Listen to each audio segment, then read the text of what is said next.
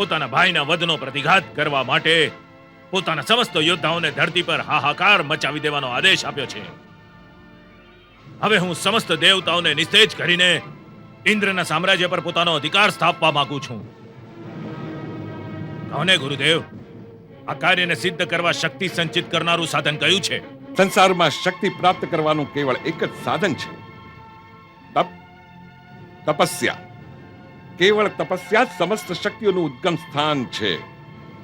ઇન્દ્રથી લઈને સ્વયં બ્રહ્મા સુધી સમસ્ત દેવ તપસ્યા દ્વારા જ શક્તિ પ્રાપ્ત કરે છે. તો હું પણ તપસ્યા કરીશ, અને એવી ઘોર તપસ્યા કરીશ જ્યાં સુધી કોઈએ ન કરી હોય. આપ મને માર્ગદર્શન આપો. રાજન, જો મારા દ્વારા જણાવેલી વિધિને તમે જો પૂરેપૂરી નિભાવી શક્યા તો ત્રણેય લોકમાં તમારાથી અધિક શક્તિશાળી બીજું કોઈ નહીં રહે. ગુરુદેવ, હું મન, વચન અને કર્મથી આપની દરેક આજ્ઞાનું પાલન કરીશ.